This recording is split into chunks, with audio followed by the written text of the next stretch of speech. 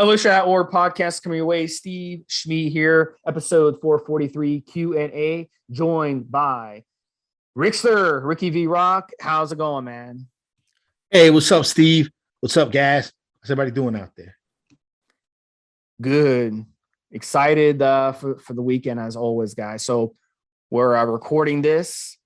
We're going to do another Q&A. We have 4 really fun topics. The first one we're going to talk about is Trenbolone, and we're going to talk about the history behind Trenbolone a little bit.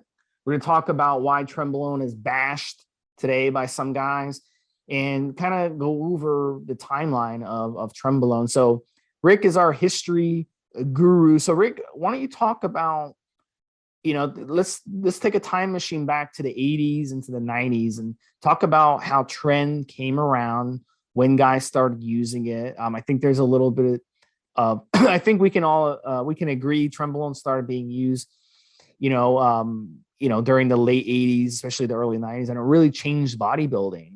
In turn, these monsters into mega monsters. You know what I'm saying? So why don't you get into the history a little bit of Trenbolone? Well, I definitely, we did a whole podcast on just Trenbolone alone, and I discussed the history there, and we've gone over Trenbolone in depth in podcast number 351, and then number 337, and then number, I believe it was 389, and we got to again into Trenbolone in 339. So Trenbolone is definitely, we've discussed the history. I'll give you guys some reference for podcasts you guys can go back and listen to. Trenbolone was available for human use briefly, a couple of times. Negma is a company out of France that put out Parabolin, and that was discontinued. I believe the date was 1996, 92. Trenbolone made a resurgence around the early 2000s when a dude who went by the username Animal on the forums, Animal came up with the idea, with the way of actually extracting Trenbolone acetate at that point from Phenoplex H cattle pellets. So cattle pellets that were placed in the cattle's ears to help them grow bigger and yield more meat from that animal. And so there was a whole process to extract Trenbolone. I did it, obviously, at the time and used it on myself. And man, are the effects of Trenbolone really, really good. Man, are the effects of Trenbolone at the time that I started using it where I thought it was just incredible. Very, very strong steroid.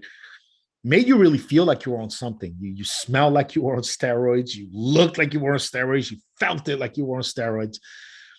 But my opinion on it has changed. At first, I thought it was incredible.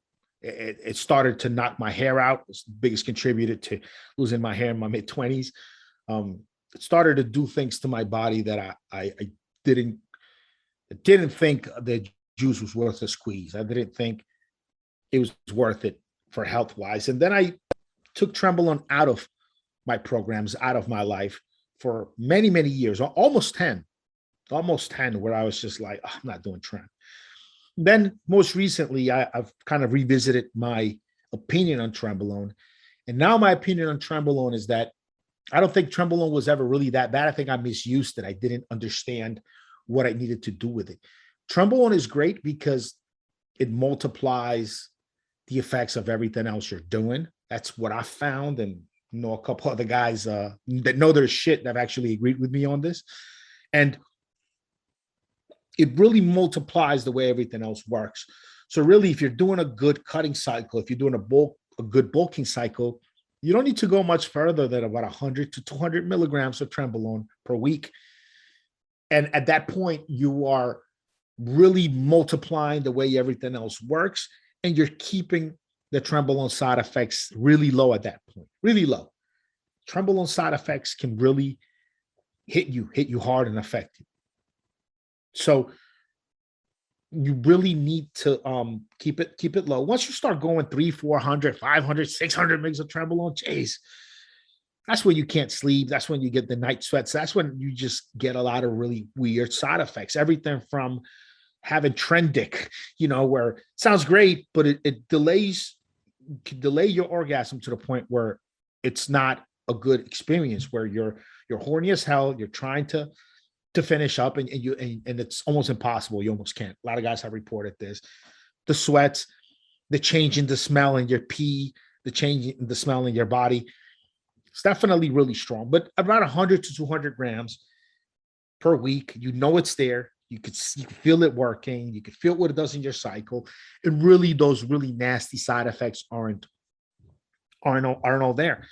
Are you going to get much more benefits going way higher? Well, your total dose might be going higher if you go way higher. So I'm not sure if that's a real good question. I think that you get most of the real multiplying benefits of Trenbolone at around 1 or 200 mg a week. If your genetics are just different than mine, it's maybe 300, but I don't think you need to go much more than that. Once you get into the 400 a week realm, milligrams of Trenbolone, that's when the real side effects and the real problems really start. I know I was doing something like 75 milligrams of Trenbolone every day when I started to lose my hair. So 75 milligrams of Trenbolone. I believe it was, almost every day, along with testosterone propionate. I believe I was also throwing some EQ in that mix. And man, I mean, it did it. You know, it could be one of the steroids that has the best results, right next to something like Superdrol, let's say. But it probably is really heavy, one of the heaviest ones on the side effect sides, in my opinion. So, I mean, Trenbolone is something that I was very patient with. I didn't use it for several years. I use other steroids. I kind of worked my way up to it. I kind of earned my way to it. It's one of those you should earn your way to, because once you start using Trenbolone, nothing else is going to seem, to be even close. You're going to be like, what the hell am I doing using Primo? What the hell am I doing using EQ? What the hell am I doing using testosterone? What the hell am I doing using any steroid? And once I used Trenbolone, it was incredible. Like the first week and a half, 2 weeks, like you'll notice your lifts just go crazy. And your strength is just incredible. Your mindset, your the pumps. Once you get to week 3, week 4, the tren pumps. There's nothing like the tren pumps in the gym. And it's a fascinating steroid to use, but what we see from competitors, once you saw competitors like blow up, you started getting these massive beasts. And Trenbolone is one of the main reasons why. So if you're going to be a competitor, a professional bodybuilder, you have to use Trenbolone if you're going to keep up with your peers. There's just no other way around it. I guarantee you these competitors, they're not using Primobolan. They're not running Primobolan, they're running tren. These competitors don't run Primobolan anymore. It's just a waste. It's a waste of money. It's just so expensive and a waste of money that they can run tren and save 80% because tren is so cheap, and they can run tren instead. So, tren has drawbacks. And a lot of people, they attack tren. They don't like tren. And it's true because tren is extremely inflammatory in the body. So from a health perspective, it's not a healthy steroid to run. But the key is if you're running it for a short amount of time, 6 or 7 weeks, which doesn't sound like a long time, but in my experience, that's all you really want to run it, because by the 7th week, it's just beating you down. It's getting annoying with the side effects. So if you just stop at 6, 7 weeks and you don't run it again for like a year or two, you shouldn't have an issue, like health-wise. It's not going to bother you health-wise, and keep the dosage low. So, people have to realize, Trenbolone was designed for bodybuilding. It was being produced human grade in France to be used in bodybuilding. That was the purpose of it. So it was designed for bodybuilding. And I can't tell you how many steroids out there you can say the same thing, because most steroids that are out there were designed for some sort of health benefit, mostly things like anemia or muscle wasting diseases. So, Trenbolone is an interesting steroid, and it's something you should definitely at some point mess around with. Just don't abuse it. If you abuse it, it can come back and bite you. So short cycles, low dose. And my recommendation is, if you're going to stack Trenbolone, stack it with something mild. Don't stack it with something estrogenic. Don't stack it with something androgenic. It's got to be a really mild steroid, something like T-Bol or Anavar or Masteron or even Primo, something like that, or EQ, something very mild if you're gonna stack Trenbolone. But don't stack it with testosterone. Don't stack it with Dianabol. Don't stack it with Anadrol. Don't stack it with Halo. Don't stack it with any androgenic steroid or a steroid that is going to convert to estrogen, because now you're going to get a mess. You're going to get a mess on your hands. All right, so next topic we're going to talk about, if I can pull it up here, is going to be big cycle for a big man. So this guy is over 6 foot tall, 250 plus pounds. He's a big guy. And he's an ass kicker. He wants to fight everybody. He's one of those types of guys. And that's fine. I like that. I like that attitude. Sometimes you have to have that attitude in life. But joking aside, guys, he wants to use a very potent cycle, 3 grams a year. His cycle is 1,000 milligrams a week of testosterone, 1,000 milligrams a week of equipoise, 1,000 milligrams a week of Masteron. That's a hell of a cycle, 3 grams. So I'll bring in Rick. You've been down this road before. You've run these big cycles. What can this guy expect? What do you think about it? It's a big cycle. I wish I had more background and knew what his experience level was. Look, there's only so much keepable gains you're going to make in a short period of time, no matter how much steroids you take and no matter how much you eat.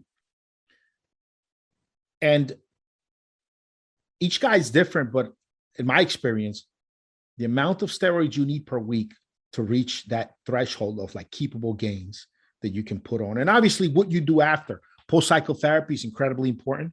Plug in my products again, hcgenerate.com, to stack along with your PCT guys. What you do after you gain the weight is also crucial. It's very important. It determines what you're able to keep or not. But these huge 3-4 gram cycles just have always seemed pretty crazy to me, because unless you're already a huge guy, like you're really big, competitor size, and you need to be almost on something year round so that that additional extra super mass doesn't melt away, then you might need to baseline each cycle with 1,000 milligrams of something, and then you build on top of that. If you're already a huge guy, if you're already big bodybuilder competitive size. But most of us guys just trying to look good with our shirt off, just trying to be Big Bob at the office, and we're not competing, not putting on muscle year after year and all these things. Some of it is just going to be a waste. You could have probably gained as much keepable weight by doing half of that amount, by doing half of that dose. So that's kind of my opinion on that. I wish I knew more background on the guy. I mean, who knows? The guy could be 250, 260 lean, and competing in small shows, and Well, let me ask you this: he's obviously a big guy. If you're 250 to 300, really big, do you think that he has to run more steroids compared to someone who's only 150? What is your opinion? Good question. Depending on how, on if you were a skinny and small guy to begin with, meaning They're guys who are just tall and kind of skinny, don't have a lot of size. And if you worked out naturally 5-8 years and you were able to put on some size, and then you start hitting the saws and now you're 20, 30, 40 pounds over where you started off when you started using steroids, 50 pounds over the weight you were when you first started using steroids years ago. Yeah, guys like that, you might need to be on a little something year round. Now, if you were just a thick, kind of big, meaty guy, like a big old country boy, you just stack. You're just a big shoulder, big armed guy. Anyway, you obviously wouldn't need as many steroids to keep that weight, because you naturally were going to be bigger than most of us walking around anyway. So that's the part where you need to be real truthful with yourself about your genetics. I mean, were you going to be a big guy walking among us, even if you never touched the sauce, then chances are that you first of all, you might not even put on that much more weight after you use the steroids. Not more than a guy who started off skinnier, maybe by poundish, by year. But whatever you do gain, you might be able to hold on to. So there's definitely a lot of different factors that are there that I think. And so, depending on how far along your development are, if you really weight train 5-8 years naturally, and you became 210, 220, nice, big, lean, then you start juicing. And then after 5 years on the sauce, now you're 280, 270. That's a good additional 50, 60 pounds of muscle mass on your frame. If you quit using steroids, there's a good chance you're gonna shrink down and maybe not be able to get over 230, 240 naturally ever, natural without steroids. And in order to be above 240, right? Remember, when you started off, you made it to 210, maybe 220, natural training, 8 years, right? Then you threw sauce on top of it. Many years. You got up to, let's say, 280, 270, just big dude. Then you quit the sauce, you quit the steroids, you go back to training natural. You might be able, as I've said on the podcast, you might be able to keep 20 to maybe 30 pounds of those first couple of cycles you did. Everything after that, you're always going to play catch up because it's always going to try to melt off of you. So then at that point, you shrink down to being 235, 240, whatever, 230, 240, 245, let's say. Still a big guy, still holding on to more mass than you did when you were natural. You might not be able to grow much more than that naturally. I mean, it doesn't matter how much you train or how much you eat. You just might not. You might need steroids to go above that. And then if you are 260, 270, you're going to need to hold on to, you're going to need to keep using, or at least blasting and cruising, or a little TRT cruising or something. Otherwise, your body's going to try to fight you and get back down. That's just been my experience, myself working with guys that are, big dudes. You'd be surprised how many guys out there walking around 260, 270 and don't compete in anything, not even bench weight, not even benching or anything. They're just 260, 270, big dudes, tall guys, there's a few out there. And then if you're a smaller guy, those numbers also apply. You just have to drop them down by 10, 20, 30%.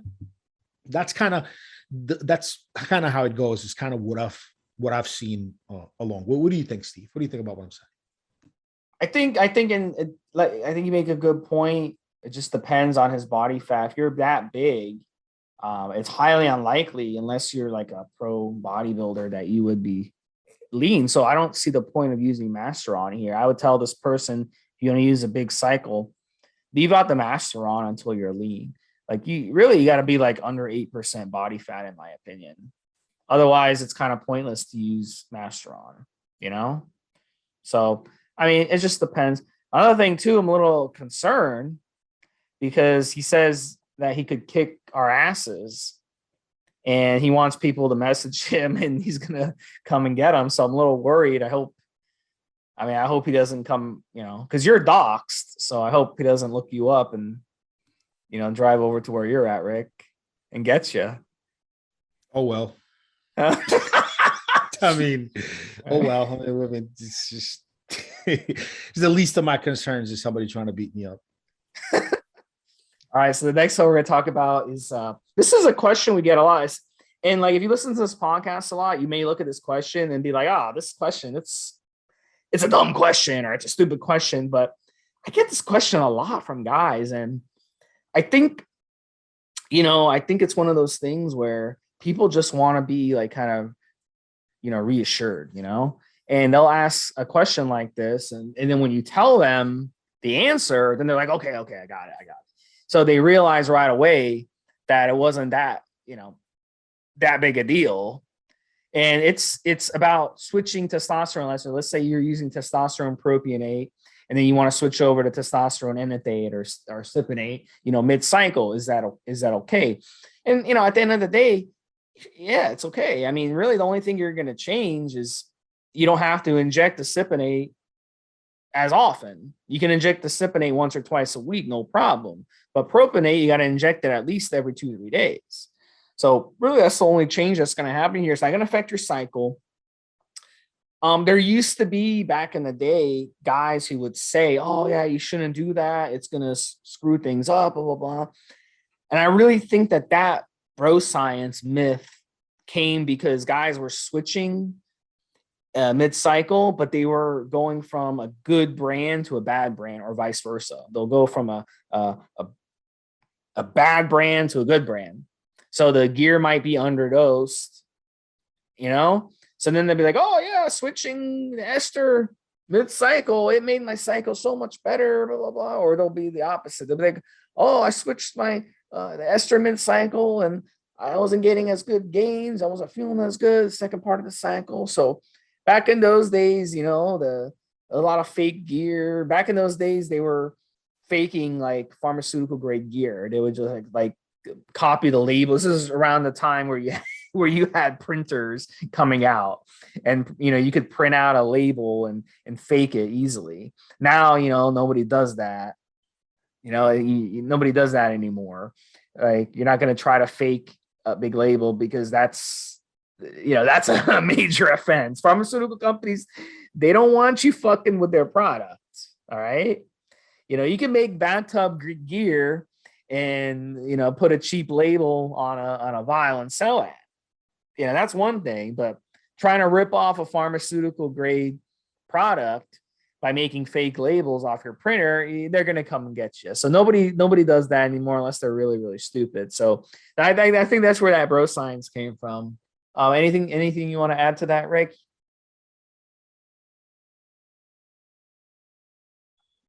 It's okay to change testosterone ester change. Shit, it's okay to change steroids if you want. Really.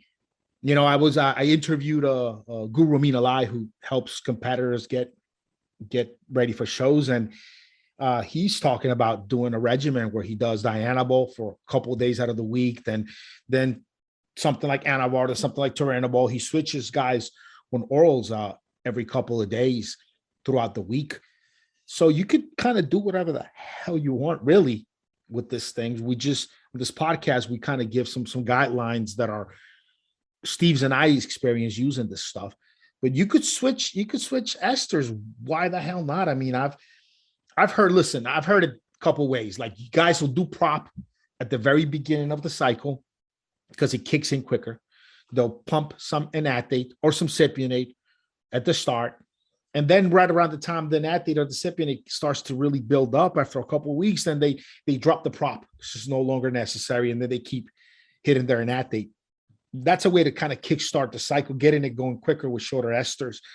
I've heard it on the other way. Guys will start with an enanthate at the very start, or DECA and Androlone at the start.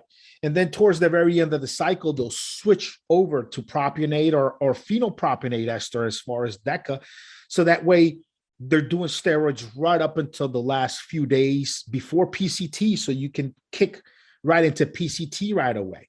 So like if your last 2 weeks of DECA, you stop shooting the longer acting nandrolone on the decanoate ester, and you switch over to phenylpropionate.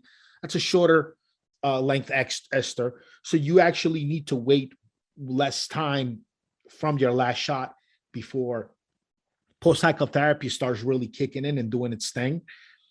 I've seen it there are guys who shoot an athlete and propionate in the same needle. I've done cycles like this where my guy was like, dude, I'm out of sip. I'm out of an athlete. Got some prop though, and a little bit of an athlete. Not enough for what I'm trying to do. So something like that I might do, let's say 1 cc or half a cc of an athlete with another 1 cc or half a cc of prop in the same needle, a couple times a week, every third day or whatever, boom, hit it. And the props kicking in right away. Then athlete's going to take a little bit of time to build up. And you can run a whole cycle like that. Look, there's Sustanon. It's got 4 esters in it. If there's a Sustanon product with 4 esters of testosterone in it, what would be there to stop you from just mixing an athlete and propionate in the same syringe, the same needle? Why not? Right? So it's just it's one of those things where you can almost kind of do anything you want. Just make sure you run proper PCT diet, and training is on point where it needs to be in, and I don't see an issue. Last one we're going to kind of get into, and this one is up Rick's alley. There's a question about Winstrol and the advantages of running, the different ways you can use Winstrol. So Rick kind of go over, you have Winstrol, oil-based Winstrol, you have water-based suspension Winstrol, you have the tablet form of Winstrol. Once you go over, you can inject them, you can consume them orally. Kind of go over each and explain, kind of educate us about Winstrol, your thoughts on it. So basically, it's the same Winstrol that is in the liquid, water-based liquid for injecting. Now it's not. They sources make oil-based. They've been making it for like the last 10 years. And the capsules, or the tablets, it's the same base hormone, actually, really, when it comes down to it.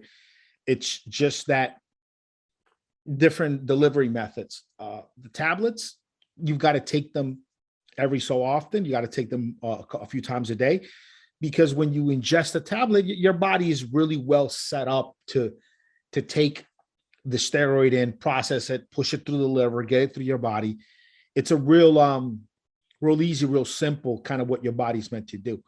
When you inject that steroid into a muscle and you create a depot in the muscles, your body's not kind of really equipped to do that. I mean, it can dissipate that depot, and it does, and that's why intramuscular injections work, because your body can dissipate, can do something with that depot, but it's not really what it's meant to be going on. Not like eating is a thing, like when you eat the Winstrol, it's a completely different process. So when you create a depot in the muscle cell, the oil, or really usually is water-based, the water will dissipate, and then the crystalline hormone will be left there in the muscle, and it just takes the muscle a bit longer to get that crystalline hormone now into the bloodstream. It takes it a little while longer than it does you ingest it and you eat in the Winstrol, where your small intestine, liver, I mean, just boom, it's in the blood system, because your small intestine is meant to do that. Your muscle is not really meant to do that. It's just having a reaction to a depot that's there. It's part of your natural processes, and your body can do that, but it's not really what it's meant for. So injecting Winstrol, you get the crystalline hormone actually kind of slow releasing out of that depot, out of the muscle. This is why guys who inject Winstrol will just inject once a day. Back in the day, some guys would inject it every other day, I've heard. But really, once a day injection is fine, because it kind of slow releases out of there. When you ingest it, it's kind of into your system pretty quickly. It's through the body pretty quickly. Half-life begins to kick in, and and you have to take another dose pretty quickly early on. So, which one is better? I mean, they're both good depending on what you're doing. That they're both good. They're both going to hurt your liver no matter what. You know, they're both going to hurt the liver. Even the ones in your muscle, it's going to pass through the liver anyway at some point through your bloodstream. So they're both going to hurt your liver. Really, that point is Winstrol tends to be one of the more painful shots if you're using the water-based stuff, and sometimes the water-based stuff will clump in the needle, and you got to push harder, and you got to maybe heat the steroid, the bottle, before you even draw out of it. Just warm it up. I mean, it's a little bit more cumbersome than just taking the tablets. But then again, there's definitely something real easy and real cool about just being able to take the shot, boom, and inject it, and then not worrying about it the rest of the day, not worried about timing ingestion of the steroid the rest of the day. You could take your shot early in the morning before work, or you could take your shot late at night before bed and be good until the next day and not worry about it. So that's kind of been my experience and my opinion on oral versus injectable. Yeah, in my opinion about Winstrol, 25 to 50 milligrams a day. Be careful what you stack it with. I found if you stack it with something really androgenic, like tren, for example, really, really hammers your cholesterol, obviously, but also it's going to hammer your hair really, really bad. Another thing I noticed using Trenbolone, using Winstrol with Trenbolone, that I didn't notice using Trenbolone with other steroids, is headaches. I started getting really bad headaches on that stack, and it's probably, has to do with blood pressure. So just be careful, with Winstrol. Winstrol, historically, one of the things that I've always found fascinating was if you look at the historic steroid charts of side effects, and Winstrol wouldn't have high side effects on those charts.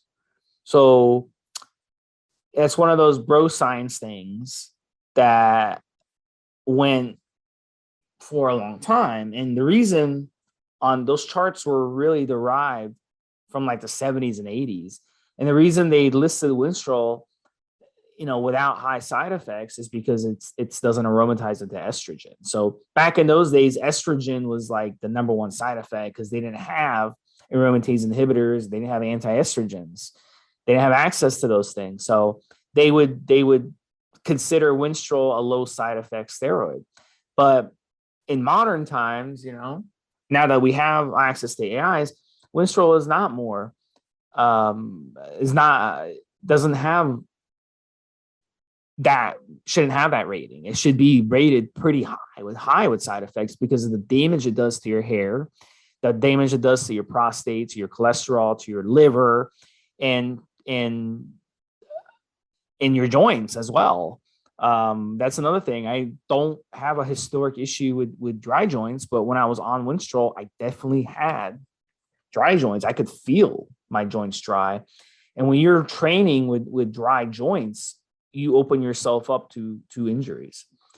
So I'm not a fan of Winstrol, but some people love it. Some people absolutely love it. So it's one of those things where, this isn't a black and white argument when it comes to these steroids, guys. And we shouldn't bash steroids just because they don't work for us. Steroids are going to be debated, and it's going to be one of those things where some people will like Winstrol, some people won't like Winstrol. It may fit your particular goals. It may not fit your particular goals. So it's one of those things where, in the end, give it a shot, experiment with it, and see what you think. You might like it, and then 10 years from now, you may not like it, or vice versa. All right, so that sums it up, guys. This was another great episode, number 443. We are headed to 1,000 before you know it, and it's been an incredible journey. I've been part of all 443 episodes. Rick has been a part of 275 of those episodes. Did you know that, Rick? I actually looked this up before the show. That's a lot, isn't it? Yeah, I know. I'm just kidding. I made that number up, but it's got to be something like that. It's got to be. I started in episode 255. Ah, okay. So we're almost at 200. We're almost at 200. Yep. All right, so we're kind of like that sitcom, Three's Company. Remember Three's Company? And you always had you ever seen that Come show? and knock on our door. Yeah, it's We've been like the waiting first, for you. like the Is first that it? season.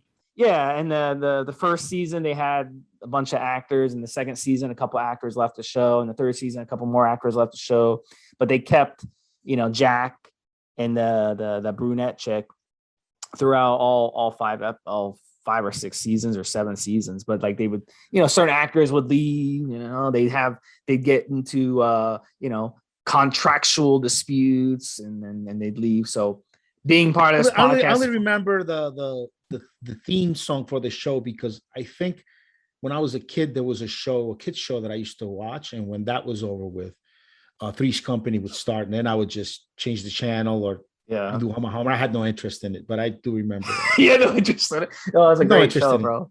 It's a great show. Yeah, no. Yeah, it's a comedy, dude. It's a comedy. It's a good one. I mean, when I was a kid, I watched Full House and Saved by the Bell. I mean, those were like and Fresh Prince of Bel-Air. I mean, I wasn't like. I remember like there was like Three's Company. No, Three's Company came out. Three's Company was from the late 70s, bro. But I watched the rerun. They were rerunning it. They were running. Oh, yeah, that's what I'm saying. I didn't watch the original. If there ever was one, I don't know if you call it a sitcom. If there was ever one sitcom that I actually watched religiously, probably every single episode ever made, was Married with Children. I thought you were gonna say Family Matters. Married with Children. Nah, I wasn't into Family Matter. Urkel. Yeah, I wasn't that big into Urkel. Nah, I was definitely Married with Children was probably my favorite show growing up as a kid. So one of the episodes we did was about Lou Ferrigno, who played the Incredible Hulk. And can you believe it? I remember that sitcom as I was only maybe 2 years old, 3 years old, and I can't believe that I actually remember that. I remember watching him on TV, and I was only like 3 years old. So yeah, well, there's some American shows that were some of the few to be kind of translated into Spanish, because I lived in Colombia. I was a kid all the way up until 1989. That's how old I am. So like it was like the Bionic Man, the $1 Million Man. What was it? Kung Fu, the Hulk. Like those were some of the only shows that were translated to Spanish. So I mean, I grew up watching Ferrigno be the Hulk like that, and I knew that was just a bodybuilder and painting, but that was like one of my first times looking at someone and being like, that'd be fucking cool to be jacked like that dude, because we all knew that was Lou. Like people knew that was Lou Ferrigno in South America. Lou Ferrigno was popular. That Arnold movie Pumping Iron was popular, and everybody knew Lou Ferrigno, and I grew up watching the Hulk and Batman, and just some of the real popular shows that were dubbed into Spanish, funny enough. All right, guys. So we hope you enjoyed it. We always sometimes at the end we'll do a couple. We'll just fuck around a little bit. So if you remember any shows as a kid, if you remember the Incredible Hulk as a kid, I remember one episode of the Incredible Hulk where he was on a swamp and he turned into the Hulk, and I actually threw up. That scene made me actually throw up because I didn't feel good at the time. I remember, it's amazing how I actually threw up in front of the TV when I saw that, because I guess just the green monster made me throw up. So it's really weird. I don't know how I remember this shit, but it's incredible. It reminds me of this story I just saw. There's a movie with Incredible Hulk and Thor. And it was Lou Ferrigno and then some guy playing Thor. I can't remember who the guy is now who played Thor. That was pretty cool. It's a movie with Incredible Hulk and Thor. That was a pretty cool movie. All right, guys. We'll talk to you guys next week with another Q&A. Keep the questions coming. Take care. Have a good one, Steve. Have a good one, guys.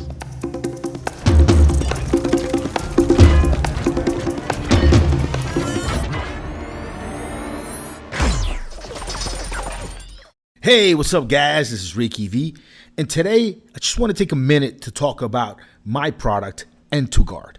We developed N2Guard around 10 years ago, and from the start, it became a favorite for steroid users of all walks of life. Guys on TRT, guys taking underground stuff, competitors, high-level IFBB pros, and the like. I mean, you name it. If you're taking steroids, chances are you know about N2Guard or you're taking it before. Now, what makes N2Guard so special and such a favorite product among bodybuilders is that it combines 40 ingredients in a 7 capsule per day dosing. You get 44 ingredients that cover you in every way: liver support, kidney support, heart health, blood pressure, water retention, you name it. And the main concerns with toxicity when it comes to steroid use are covered by these 44 ingredients. Now, it's not just the steroid users, but also guys using SARMs, peptides, or any sort of synthetic performance enhancing drugs you might be taking. If you would like more information on N2Guard, or you'd like to buy a bottle today, visit n2guard.com.